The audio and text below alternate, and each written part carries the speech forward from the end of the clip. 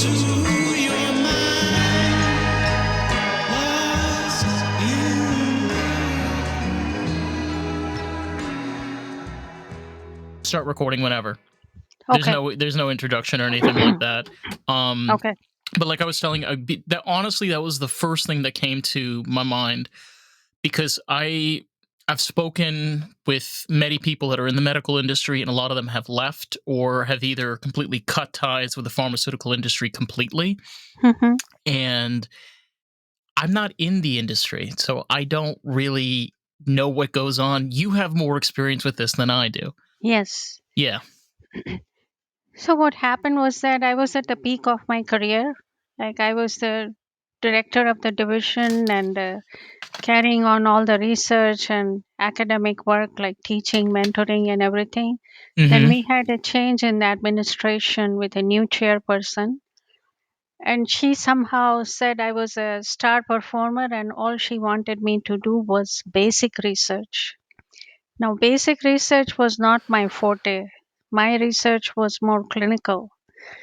So I thought about it for a while, and that particular position was not sustainable for my well being.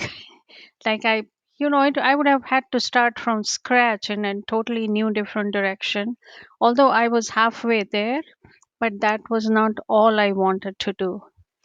And because my husband was also entrenched in his career, I Mm-hmm. chose not to leave town to go somewhere else to seek another position in academia. I chose to go into private practice. And after a few years of private practice, I just didn't feel challenged enough. So I said, I have to think about doing something else and wind down my medicine part of my life. You So went that's when, to you went to school though for quite a number of years to get your degree and your yes, PhD, yes. correct? Yeah. Not PhD, I'm an MD. MD. My apologies. Yeah, Yeah. yeah. See, I No told you, I'm problem. not very Yeah, familiar with all these things. yeah, yeah. Okay. And I practiced for about 40 years. That's, 40 years. yes, Wow, that's a long career. Did yeah. you? So, mind me asking, you were talking about, were you working for a clinic, like a hospital, before that whole fiasco happened? Yeah, I was working for Children's Hospital of Michigan and I was a tenured professor at Wayne State University. Okay. Wow. Yeah, honestly, that I can just. It's hard because when you go to school for so many years, right? And you spend so much of your own money to get there. And then you have these people that just come along and they're like, you know what? Sorry, we're just going to do whatever the hell we want. We don't care. And it's like completely disregarding the fact of how much effort and time you've had to put in order to be there with that experience, your level knowledge and expertise. And then just some random person just comes along and is like, no, sorry, goodbye. Yes, that It's happens in life. difficult. Yes, it's very difficult. I learned to handle it because I wanted to do it in the best way possible without Right. disrupting our family life. Oh, And like I felt at that stage of my career, if I went to a new academic place and had maybe 30, 40 more papers to my name, it's not going to make me or break me. So I was already quite ahead, with all those accomplishments. So I said, and mind you, I was able to still continue to do research even while I was in private practice setting because of my reputation. But it's just that the workload and the setting and all that, it was not all that challenging. I no. enjoyed teaching and mentoring and all that, which was Yeah. not possible in private practice, although I did have some floating students, but it was not the same. Well, I know with private practice, because there's a level of understanding that there's a capture of corporate America, the pharmaceutical industry, where they make it extremely difficult for people that want to be private. where you have to take care of all the insurances, you got to take care of all the paperwork, and if it's not all of the paperwork, then you have your staff that you have to take care of, and then there's the constant changes of HIPAA, right? HIPAA regulations that constantly change year after year. Like, when are you going to have any time to do anything when you have to deal with all of those things at once? I have to tell you though that this is not just for private practice, it's for academic setting, it's for medicine everywhere. All Yeah, this total regulation and getting permissions to do this and that and all that. And yeah, for those who abuse it, I mean, there are a few who abuse this kind of a thing.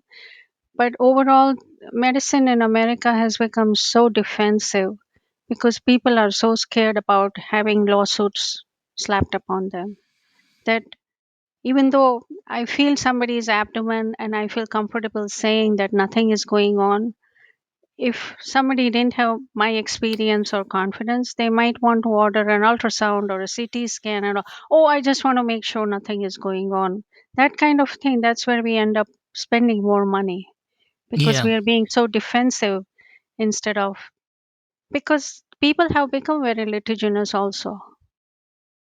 yeah. It's not just a one way street, it's, It and goes both ways. yes, and the tolerance for people or parents, I should say, to see their children in any kind of discomfort or pain is so low that if a child hurts for 10 minutes a day for a few days, they just want an answer. It's They just something that can't wait. it's something that we've become very accustomed to. Where I heard this from a doctor, and it was very interesting. We been dealing with a situation with my mom. We went to this doctor that doesn't have malpractice insurance. Okay, Yes, and that is something that not that many doctors are going to do, but he did it because he's the type of doctor that I'm doing what I'm supposed to. You got a problem with that? Go right ahead. But I know what I'm doing right. The mind manipulation game of, well, you need it because, you have to spend only 15 minutes with a patient.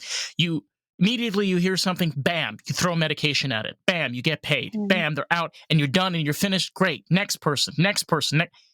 Instead of, why don't we spend 15, 20 minutes with the patient? See all of the different problems, the different ailments. What's the practical approach? What's the right approach? What's things that we could avoid, right? exactly. Does anybody talk about that? Does anybody bother to even mention that sheer fact that's going on right now? I don't think so. There isn't enough people. There isn't enough people, there isn't any enough time with the No. time slots that are, and that's why I was enjoying my tertiary care setting because I used to have luxury of time. Because many times you have to understand what the family is going through to deal with the patient because there may be other dynamics behind that causes what we call psychosomatic symptoms and things like that. Yeah. And it all takes a lot of weeding out and general feeling of well-being that you assess when you are dealing with a patient. I mean, a lot goes into it, to come to that kind of a conclusion or Yeah. decide what next to do. You need So time. You need time, which is there's got something, to yeah. be sympathy, empathy, and practicality in dealing with patients. Yeah. 100%. How did you How did you take all of that with you? I mean, I know that you said you spent 40 years within the industry. Where has that led you right now? Like, where's your mind right now currently? I I just changed it to a different field, but I didn't lose the groove. I kept the groove of healing with me, and I'm still in the healing groove. So what I used to do by through medicine, now I'm trying to do through my art. Oh, wow. So I create art that is calming and healing. My art is in some public spaces like corporation, hospital, and college campus. And I continue to make art that I find that people will find calming and helpful for public spaces, Yeah. because through those kinds of artworks, I am also trying to fulfill my missions. And some of my missions are empowering women, gender equality, helping people with mental and physical illness like kids with autism. So I have connected with some of these charities, and I donate a portion of the proceeds from the sales from my website to these charities that the customer can pick of the choices there. And Yeah. that makes my mission very fulfilling, and I feel I'm continuing my mission of healing Yeah. as well as other fulfilling other purposes for the society. Oh, for sure. It definitely it takes you. You know, I think something that we as an American society have become accustomed to is a pill. A lot of the times we look at solutions as, you get an SSRI, you get this medication, but believe it or not, there are other types of medication. There's exercise, there's nature, there's art, there's music, there's human connection. Believe it or not, surprise, surprise, you connect with other people that can actually heal you Yeah. tremendously. Yes. Um, and as a person that, like, I grew up in a cult community, like, I've been around people that have been traumatized. There is a sense of healing you get when you connect and be there with others, whether, like, you were saying, through art, through creativity, or even through your own mind. You Yes. don't always get that with a pill. It's not that simple. No. And that's the kind of message I want to share with your audience at the end is how different cultures can open up your thinking, and Yeah. you can find healing and creativity in everyday things or learning from different cultures like Buddhism, Hinduism, all that. So that's the kind of message I'm going to share with your audience later. It's very well it's very well important because you bring up a good thing, especially with Buddhism. Yeah. There was I remember, I forgot his name. He has a podcast. It's called Secular Buddhism. He was talking about how death is like a flowing river, and you put the lotus, like a lotus flower, on a lily pad because they float, and it rushes down the river. Now, it has two paths. Are you going to be able to be fast enough to decide where that flower is going to go down the river? No. You physically have no ability. If it's the middle of the river, you're going to try to, but it's going to choose a path. Yeah. Regardless of what that path it chooses, you have to accept it because those are your options. Yeah. You know, understanding, like, limitations, probability, and being realistic at the same time all keys into one, which Yes. is it's okay to be in pain. Like, I don't know why, like, pain free doesn't exist. Doesn't exist. Sorry. Wrong planet, wrong universe, wrong realm. There's no Yeah. such thing as pain free. Let's get that myth out of the way. Doesn't Yeah. exist, right? Yeah. That's true. Why do you think Yeah. that is? Maybe if you want to elaborate a little more on it. Well, I don't. I'm not a practitioner of any kind of religion or anything, but this is just my general philosophy Yeah. in the sense that I travel a lot. Okay, so when I was in Southeast Asia, I was in Myanmar, and I had the opportunity to see a Buddhist camp.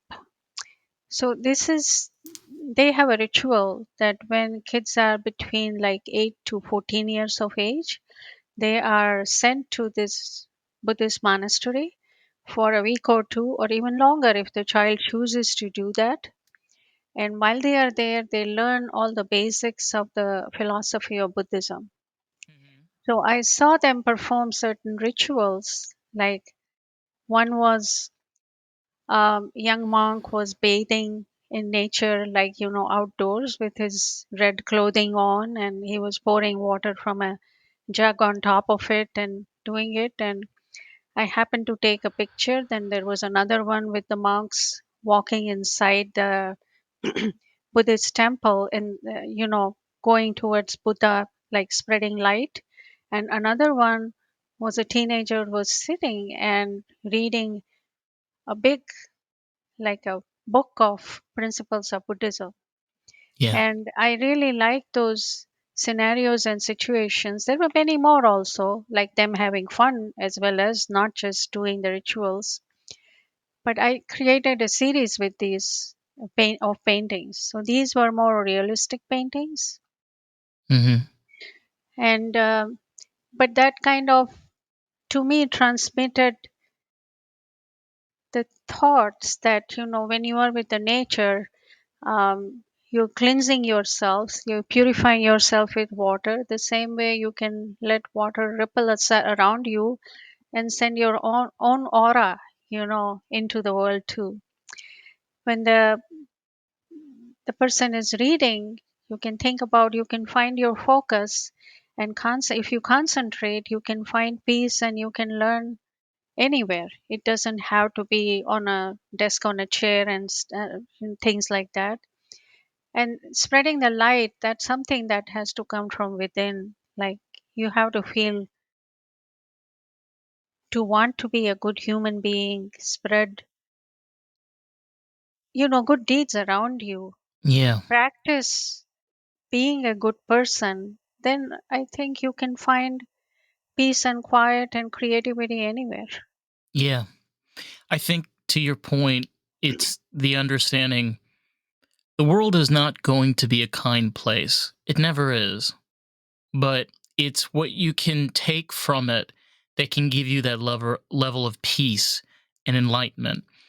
Almost where, you know, let's be real with ourselves. We live in an age where more and more people are on SSRIs. I mean, the list just goes on for depression, anxiety, when I think a lot of these things could just be solved with taking a walk or connecting with other people or finding people that you resonate with. I I'm speaking as a person that's from experience from others. I've seen the bad side to a lot of these things. And I'm very much in the mindset currently where there's got to be better solutions than just medication. There has to be. Yes, but you have to be persistent with it and you have to be disciplined about Oh yeah. practicing those kinds of Yeah. lifestyle. It's not like one, two, three, you're done, you're finished, you're No. great for life. No, it's not how it works. So I think it's fine to practice these kinds of alternative treatments personally and professionally. But if they Hmm. don't work or they are not enough, then certainly I think medications have a big role in Yeah. helping being the build a society or have that person become more normal and be part of the community. It's like your last resort. It shouldn't be like your first thing you jump to, is what you're saying, right? No, what I'm saying is it's a very personal decisions, but Right. if it is at a mild stage or early stage and you sense it and detect it, and you can start taking proactive measures, like being more healthy in mind Yeah. and body, because to be healthy in mind you have to be healthy in your body, and do more exercise and get all those good dopamines and serotonin flowing inside your body.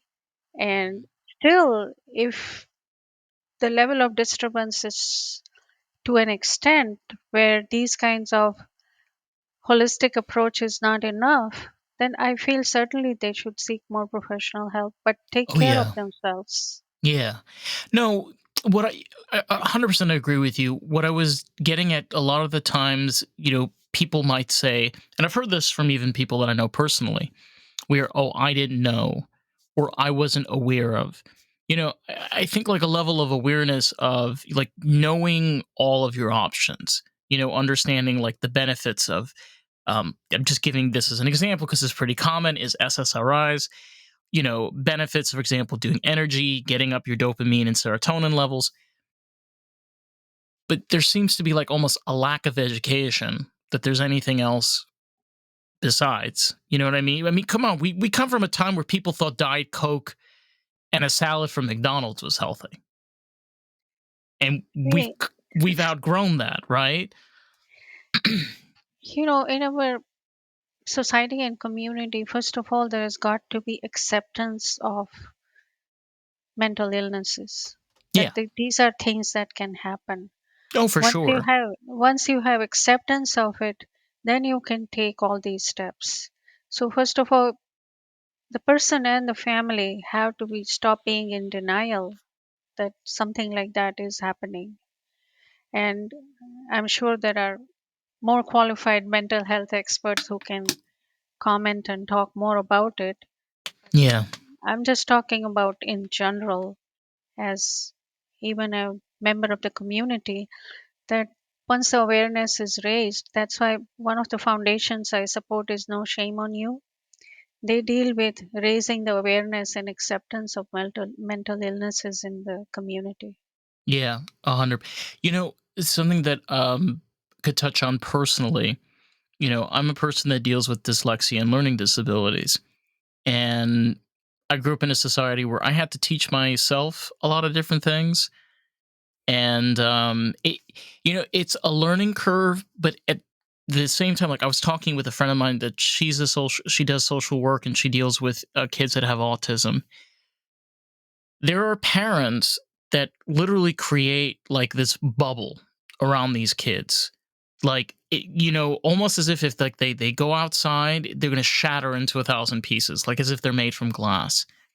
And we were talking about how, like, again, each case is their own scenario. I'm talking about specifics, but in this case we're allowing them to kind of grow and being able to figure out on how to be able to adapt to the real world. And also, again, having that understanding, like, hey, there's certain things we as parents need to be able to do. And sometimes, you got to put in a little more effort because, it is a Yes. special needs kid. But I turned out fine. I'm perfectly normal. I'm able to function in a perfectly normal society.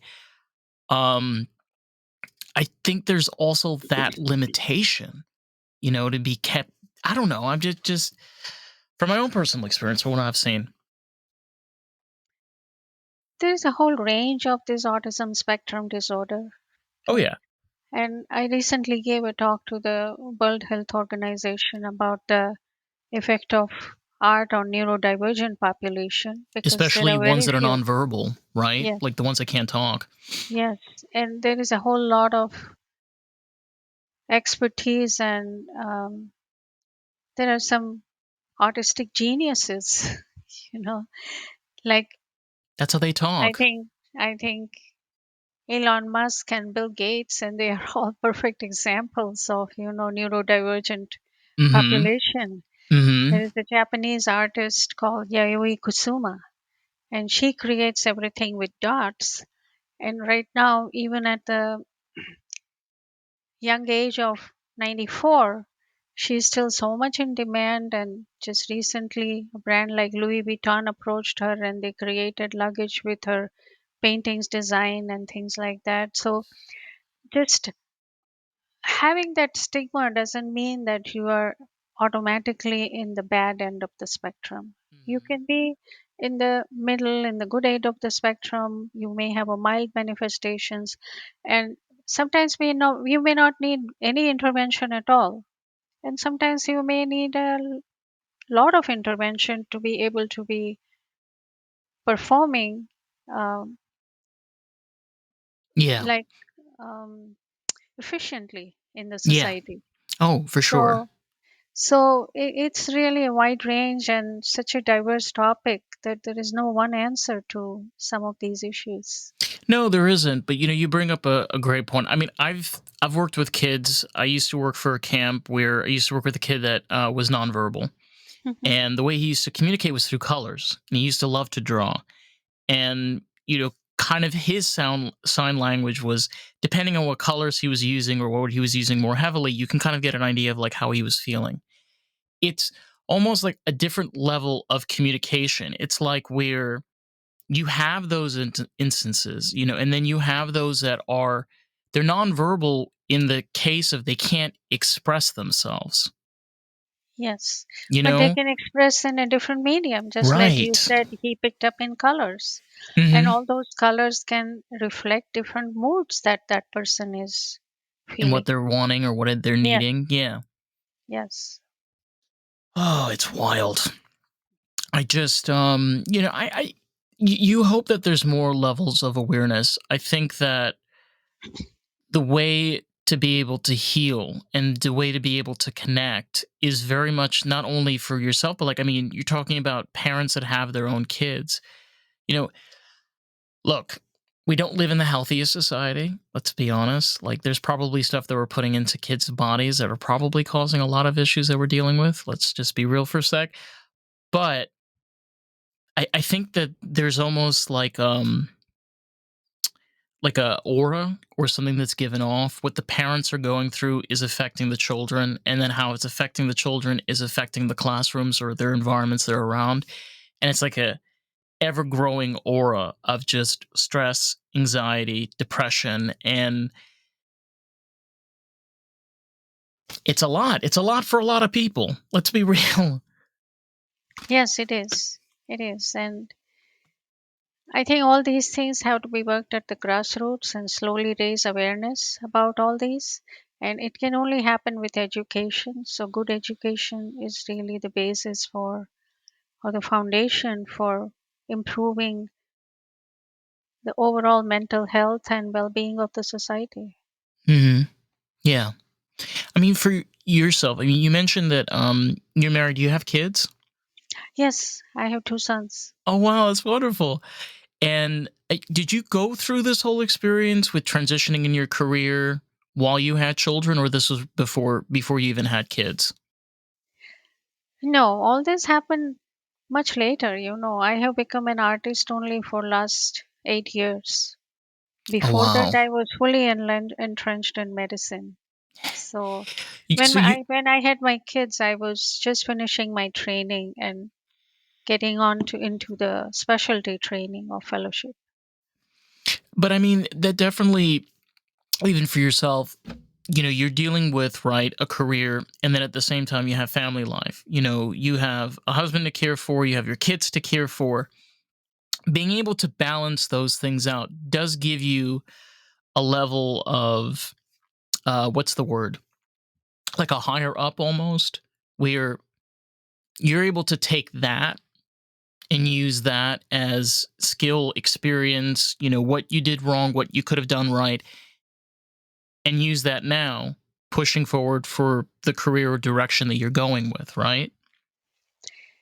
It really required a lot of resilience to balance everything. So I'm so glad that I had it cultivated early on in my life, and it's proved to be very helpful and fruitful in continuing my journey. Like during this reinvention from transitioning from being a medical doctor to considering being a visual artist, the initial years were extremely frustrating because it's not easy when you don't haven't learned the basics of art through a school program or have had a degree. You just start with some drawing lessons and you try to create some likenesses of faces with drawing or painting. It's extremely hard and frustrating, to Yeah. be totally honest with you, but I kept on at it, and as I went on more and more, I turned more and more to semi abstract and abstract representation of whatever I saw or whatever I felt. Sometimes I even put feelings on canvas, creating artworks that reflected whatever feeling I want to portray. I had to experience it, go through layers and layers of paints and other materials, to carve Sometimes you out go what through looked like. hundreds before you get to the Yes, final one, right? Yeah. yes, yes. Many layers. So it's a process, and it's all about the process rather than perfection. Yeah, for sure. Yeah. I think also, it kind of, if you think of some a level of artist like Picasso, Picasso was not always an abstract artist. He did create very realistic pieces, but he completely changed his career, and that's what he did for the rest of his life. Yeah. Being able to learn a whole new format. I mean, in your case, it's basically, having your whole life is one way, spending, immense amount of money, taking care of a family, going through all of these experiences like transitions and resilience, and then bounce yourself into a completely different direction. Not many people can, you realize this, like, not many people can do that, right? Like, a lot of people will chicken out after just a few weeks of trying, if not a few days.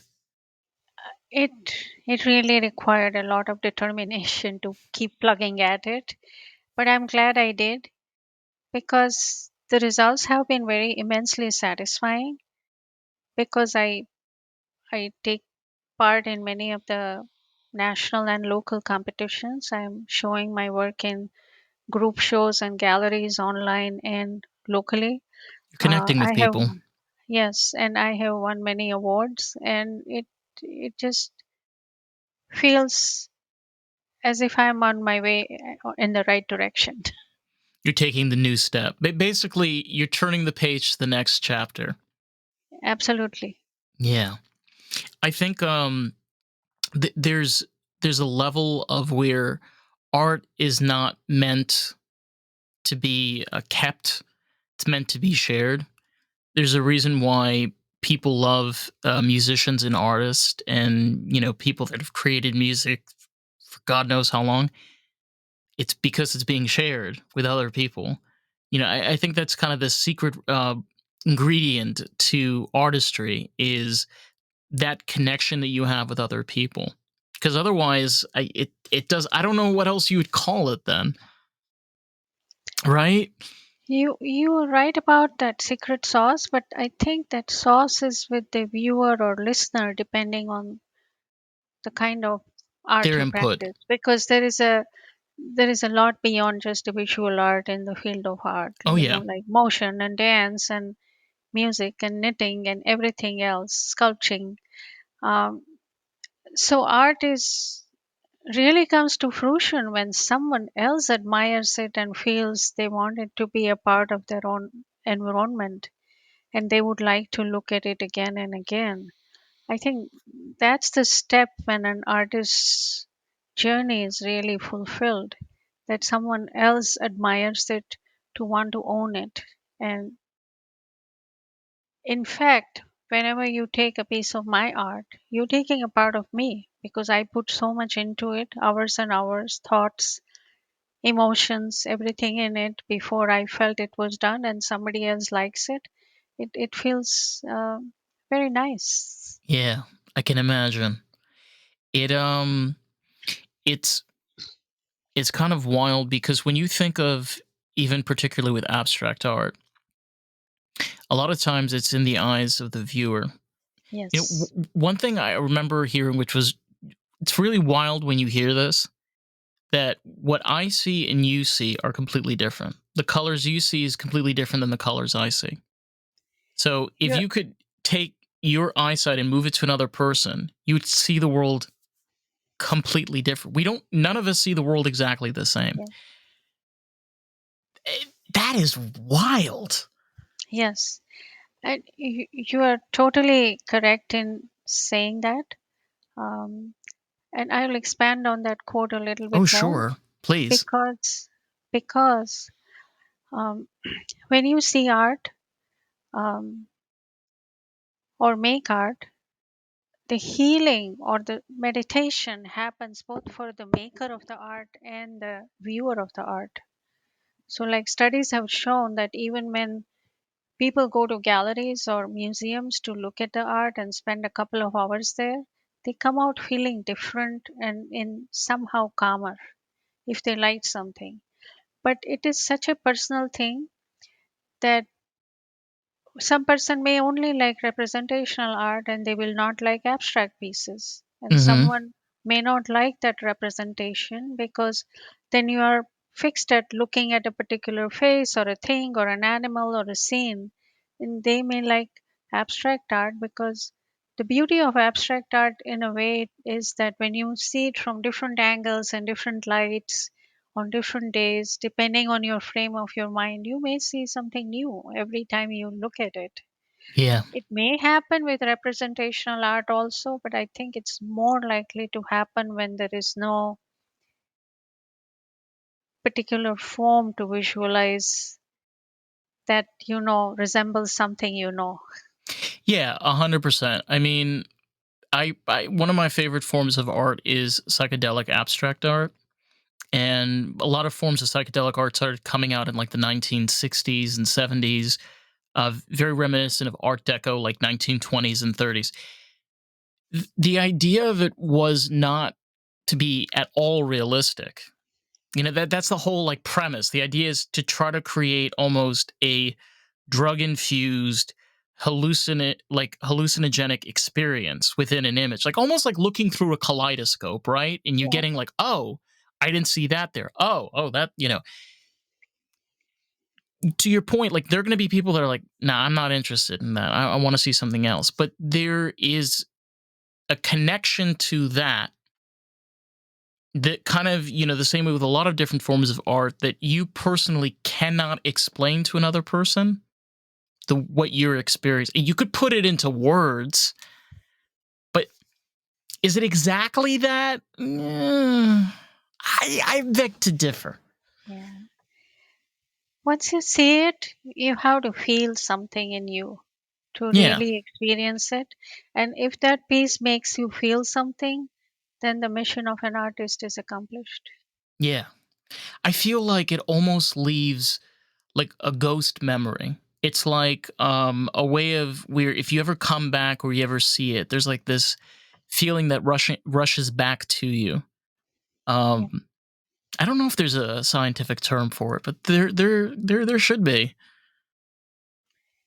About researching the memories of past experiences or something, you mean? Yeah, I mean there is I think even a level like even physically that memories can have on a person because there are ways like I've seen this even with older people, particularly with my own grandparents, when they're able to see pictures or when my grandfather, he's 92, when he snaps and remembers a memory when he was a child, like he was like 5 or 6 years old, like it flushes back. He's just going on for Mm. 5 to 6 minutes, describing the street, the ball, what time it was. And you're like, this is almost 90 years ago, like almost 90 years ago. Yeah. It is like a surge, a power surge that just Yeah. comes through, Yeah. and you just have to deal with it and let it out, and you will come out feeling much better. But you do realize that there is that level also with people that see your art or connect with your art, that there is those times where people can either reminisce or go back. Yes. Because again, like honestly, I feel that there is this immediate lock that artistry has on a person that never really leaves you if you connect to it. Yes, you're right. Because sometimes you go to the museums and you want to go and go back and see that one painting again and again because it moved you so much. Hmm. Or you can get the big enough paycheck to be able to buy the painting for $400 million. Not all of us are Shaq O'Neal, but I just even for myself as an artist, it's sometimes so hard to be able to separate because sometimes when you get yourself into that artistic flow, Mhm. I don't even know if that's the right term, but I call it artistic flow. No, I think that's a very correct term to Yeah, be in a flow state. Yes. yeah, and it's almost like don't disturb me while this is happening. You're like you're locked out of the world and you're just connected in the zone. You're like, oh my god, it's been 5 hours. Oh damn, it's almost 8 o'clock. I know. I still Yeah. haven't made dinner. You get those reminders. But I don't know. I don't know what it is. Like there's certain things that our brain does that doesn't make any sense sometimes. For example, like with artistic flow, or we're just immediately able to change ourselves like 180 degrees, just completely. There are people who be like, "Oh my god, is that you?" I'm like, "Yeah." Yeah. I don't remember you like that at all. But y- Yeah. I don't know. It's an interesting part of how our brain chemistry works, even pertaining with art.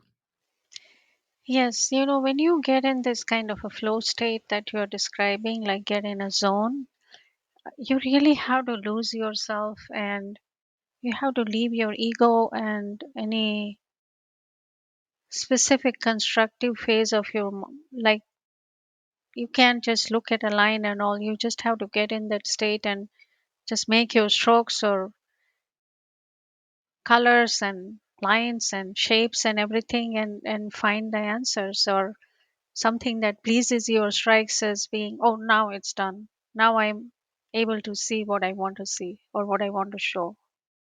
Yeah. You mentioned about being in Southeast Asia. One thing I'm more familiar, like for example, in like Japan or Korea. I think they also have this in the Philippines, where they create these ceramic pieces, like ceramic pottery, and they painstakingly like paint into the pottery. You look at these pieces; some of them I think take like months to make, Yes. and you have to have some level of patience because you're just sitting there 8, 9, maybe 14 hours a day, just doing a section that big. Yes. um, some of them, like many of the paintings with the small miniature marks, and they all take a long time, and it is a painstakingly patient person who is doing it, Hmm. and that's their livelihood. It's like Yeah, weaving those silk carpets that takes years to weave. yeah, They turn out to be such fine quality.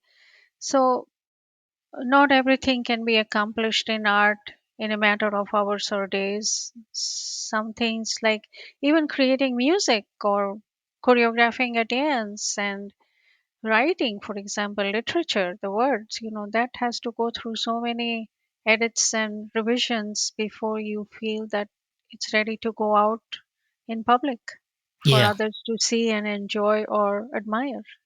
yeah. I mean, even touching on with music, there are. I don't know how it is anymore, but I know like back in the day, there were artists that would go through tapes. I Yes. mean, boxes of tapes before you had a final draft. Sometimes like 215 times before you got to the final. And it's not because the 215 were bad. It's that you had like almost this spiritual connection. Something is missing. You just Yes. do it again, and something's missing. You do, and over until you finally get to that one. You're like, okay, this is. I feel Yes. it. I feel it now. That's what the directors do, right? In the movies, cut and take again So many cuts. until they feel they are able to capture or the actors are able to display what they want to capture. Yeah, it's all about being able to move. It's getting into that motion Yes. where you can you know what the problem. It's so hard to explain. It's like you know what the problem is, but you can't put your finger on it. And then as you get closer, you're starting to get like a better understanding of why you're so far away. And then like when you finally get it, I sometimes be like, "Oh my god.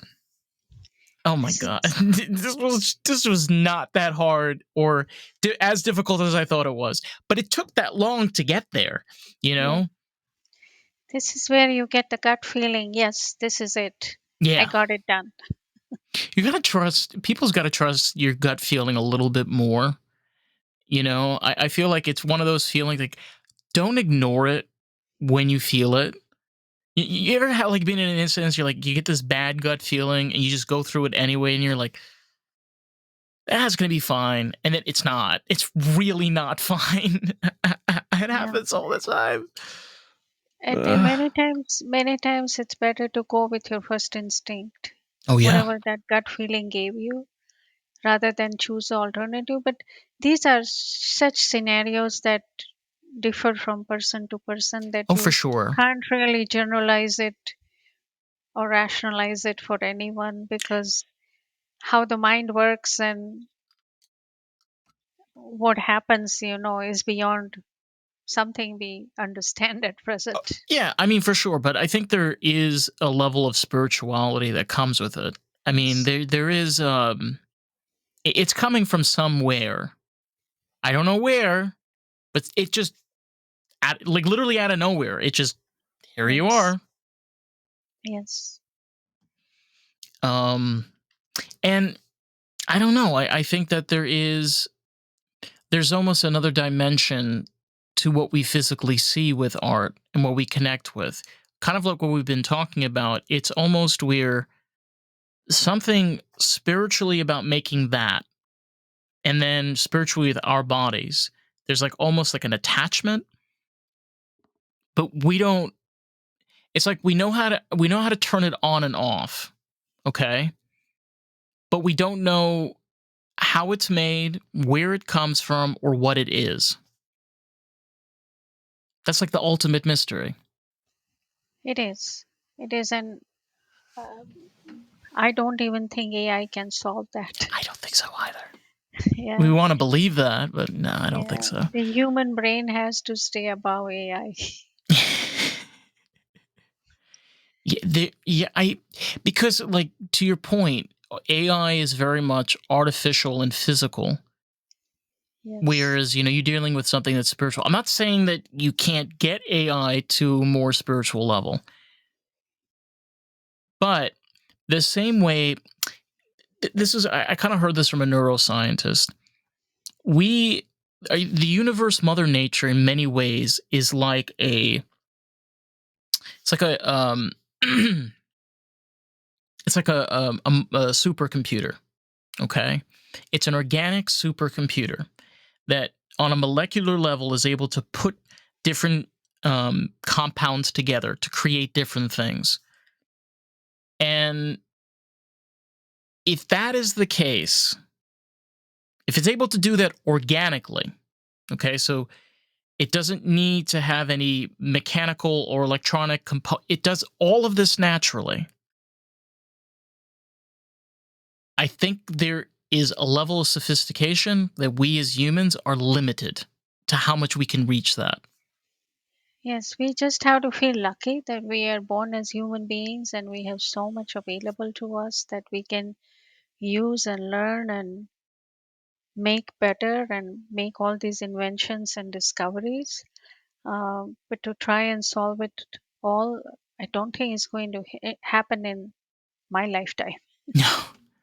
But there is, when you look at tribes and indigenous people that have spanned thousands of years, they seem to have a level of connection to this organic supercomputer better than we do. One great example I was thinking of was in the Amazon. They have organic soil called terra preta that is human made. It's a human made soil that is self reproducing. So it never Oh, degrades and there's no problem of topsoil. We don't know how they did that. We don't know how they make that. There are tribes today that make it. They don't know how to make it. They don't have a recipe. They just make oh, it.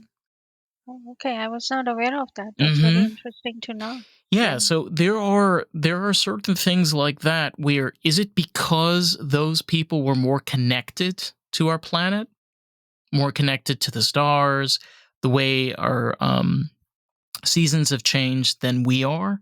Possibly. I mean, we have changed tremendously as a society in 120 years. They're definitely more grounded, those who live more out in the nature. Yeah, But everybody wants to adopt, and they should, all the modernities of life, like when a proper shower and all that is available, why should you be sitting in a dirty river and washing yourself? that's how we got the Things like plague. that, except as an experience, for a short time. Yeah. So I have traveled to Africa also, and they take us on a visit to this original village where they are all supposed to be still living and wearing all those original aboriginal clothes and all. And you know that underneath they're wearing shorts and t-shirts and everything, that which they should be. Why should not they be availing of all the modern amenities while maintaining or showing the traditions the way they were? But for them to claim that this is how they still live, I feel is a kind of falsehood. Oh yeah, for sure. I mean, I've had the opportunity to speak with even Native American tribes, and a lot of the members of they have chairmen, they have councils, they wear boots, they wear a nice pair of jeans, they wear a button-down shirt. Yes. Some of them will wear pins depending on their tribes. For example, Cherokee Nation, Navajo, they do things like they have different rankings, but they're still Native Americans. They still hold on to whatever traditions they still have left. They do powwows, they have gatherings and things. It doesn't make them less of people, No. quite the contrary. But there's something that these people, like you were talking about your experience in South East Asia, that they bring this connection of nature into our real world setting. We're like, oh, okay, there's something behind this connection to nature that inspired us as people and in Yes. many ways enriched us as a society that I feel that we kind of lack from today because of how, with all of our technologies and everything that we have. That's true. Yeah. But it's up to us to see to what level we want to cultivate and at least get back to the nature to enjoy it more and to learn more from it and try and preserve it. Oh yeah, for sure. Um with everything that, you've learned over the past you said 8 years you've been doing your art. Yes. What are the things that you personally have felt that you've learned from it and things that you've grown from it in the past 8 years? Um, I have grown as a person because by meditating with art, my tolerance and understanding and patience has increased. I have even become even more resilient because when you enter competitions and shows and there are awards given, um, what you thought you put in your best artwork may be totally rejected or not even accepted at all. Right. But you have to persevere, and if you believe in it to be a good piece, you submit it again to somewhere else, and it may win the best of show. So even the jurying or the perception of the person who decides on the awards, it's so subjective. Like I was in a show recently where I had submitted a couple of pieces. One was abstract and one was kind of an abstract portrait. And the juror was a portrait artist. So she liked them all, but she didn't select any of the pieces that were not portraits for any kind of awards except for a scene. So I'm saying that it has taught me that I should not give up at any stage of this process because what seems perfect to me may not be perfect in somebody else's eyes. But it's my process of making it, the experience I'm going through while making it is what is the fruit for me. Yeah. And whether it wins an award or whether it goes in a gallery or someone else's home is totally subjective based on the person's experience by interacting with it. Yeah, you're always this is the thing, and it's hard to be able to swallow. Not everybody's going to see your success or what you create as good. There are going to be people that are going to say, "No, I don't want to look at this. No, I'm not interested." But Yes. you can't focus on those people because there are people that want to listen. There are people that want to see, and there are people that want to experience that. And what you bring up is very true because sometimes that's a setback where, well, nobody wants it, so I guess I'm just going to stop. Yes. I honestly I can say the same thing about this podcast. I've been doing this for 3 years, you know, and it it's not about hard work. It's really not. It's about resilience and staying consistent. Like you were saying, is if this doesn't work, fine. You move on to the next. You keep on doing what you have to. But that's it. You can't tell me if I'm wrong. Sometimes I feel like you could push yourself to such a level where you have no energy left. You're completely drained out. You've no more ability to do anything else. And why put yourself in that position to begin with? How does that benefit you? I think what you're describing is a burnout, Yeah, but pretty but much. yeah, but burnout tends to happen. I think it was more likely to happen in academia than it is in art, because the process of making art is somehow so soothing that I have never felt that feeling. Good. At Yeah. most, I have felt the feeling that, hey, why aren't there more than 24 hours in a day? So I could just work some more, you You got to go know. to a different planet for that. Yes. So somehow with art, I have never experienced it. I didn't experience it in academia also, because I was a go getter and I always push myself to do more and more and learn more and more. Yeah, To agreed. help others, because while mentoring, I many times gave my projects to my students and fellows for them to do something so they could go and present at a national meeting and earn recognition, publish that paper. So, sharing and experiencing joy of making it or teaching something and doing something for someone transcends any of these burnout and fatigue. Oh, 100%. And I agree with you. I mean, I think even with academic, I mean, I'm in trade school currently. And if you do something that you want to do and you find a level of passion, I even find with my own classmates where, you know, I have experience with electrical more than they have. So I'm able to give that input and insight when they have a hard time figuring out certain things. I'm able to explain how things work. And yes, it's hard. And there are moments where you feel tired and stressed. But the whole idea, and I think this is important, like the whole idea of a burnout is you're doing something wrong. If you're getting to that point, it's the same way where you don't change your oil in your car for 30,000 miles. Yeah. And then you start having your car not turning on. You didn't change the oil. You were supposed to change it like over 20,000 miles ago. Yes. Yeah, Yes. Maintenance and re-energizing your soul and mind is very important. it is. You mentioned the beginning of the episode you wanted to leave off um with I think you said a Buddhist message, if I'm not mistaken. Yeah, well, it's about the magnet is about finding things in different cultures during travels, and I think it kind of talks. I mean, it signifies that no matter where you are, you can still practice things, find good in different cultures, look at things with different eyes. So I have some paintings of mine from India and from the my visit to Myanmar in there, with some guided exercises, and I think it will give a lot of pleasure and help them groove in mindset of calm. I love that.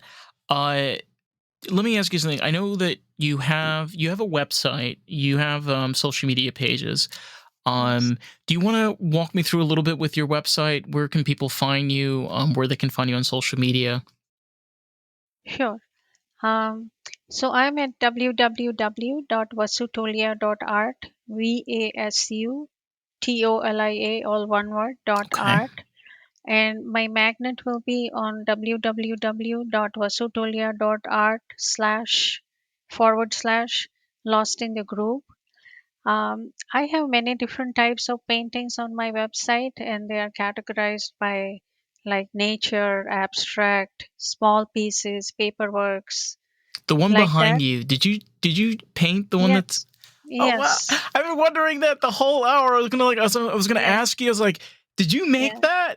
That's Yes, I did. beautiful. Oh, Yeah. wow. Are those, what kind of flowers are those? They're just kind of poppies. And this Yeah. one has been published in a magazine called Art Ascent, and it Mm-hmm. won the bronze prize from Oh, that very magazine. nice. Yeah, yeah. You did you make them separately? So you painted the one in the middle and then you painted the ones that were on the side? Yeah, actually, they were all separate pieces. And once my grandson was talking to me and asked me that, "What are you making?" So I showed him, and he said, "Daddy," which means paternal grandmother, "Daddy, put them side by side. Oh, don't you think they look nice?" I think they look very nice. That's a great idea, Veer. I'm going to do it and put them all together. Sometimes an Wow. external voice, an untrained child's voice, just gives you the insight into it. I to be honest, if you didn't tell me that, I thought that they were apart. They were one painting, painted on Yeah. three different panels. That's No, they, amazing. yeah. Oh, wow. Okay, you see, you know what? Honestly, that's something maybe subconsciously you didn't even realize it. Subconsciously, you could have just made it like this originally, but it took your grandson to finally tell you. Yeah, and he saw them together and he just commented on it. And that was kind of like a revelation because I'm just working on it. I don't look at it outside the box for some time Yeah, for sure. like that. Yeah.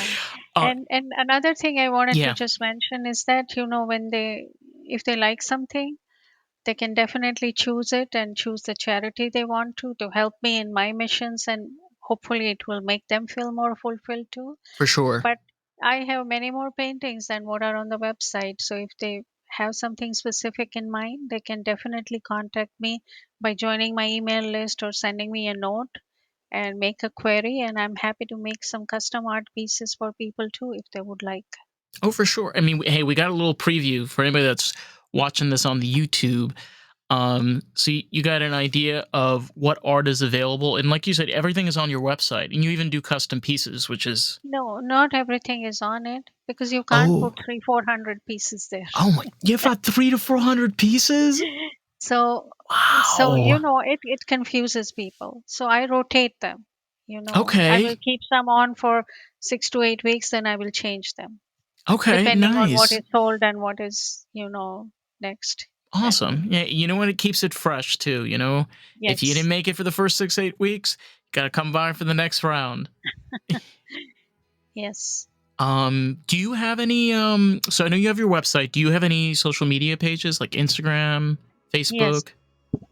On Instagram, I'm at Tolia Vasu, my last name first and then the first name. And on Facebook, I'm with my full name, Vasundhara Tolia. Hopefully, you can share that link in your from the podcast. Yeah, Uh, for yeah, sure. and I will also provide you with this magnet link so Okay. they could go there and get it. Yeah, I usually stuff like that I can put it in the uh if you check the description to this episode, it'll be all in there, and then on YouTube I'll just put it in the comments section.